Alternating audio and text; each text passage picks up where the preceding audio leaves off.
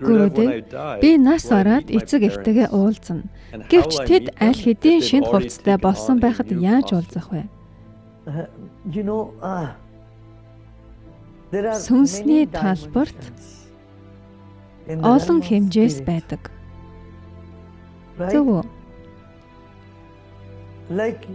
Та сэрүүн үедээ өөр, зүүдэлж байхдаа өөр байдаг шиг. Зүүдэлж байхдаа харахгүй байгаа ч та олон мэдрэмж мэдэрдэг. Үүний адилаар хэдийгээр тэд энэ дэлхийд мэндэлсэн байлаач тэдэнтэй уулзаж болох өөр талбар байдаг. Яг л нэг хэлбэр дүрс олон толинд тусдаг шиг. Дүрс нэг толинд туссан бол өөр толинд тусч болохгүй гэж хэлж чадахгүй. Энэ өөрийгөө олон хэмжээст тусгадаг. Тэгэхээр та олон хэмжээст оршдог. Эд бүгд нууц. Та дууга хурааж, гүн бясалгаж энэ талаар эрэл хайгуул хийж болно.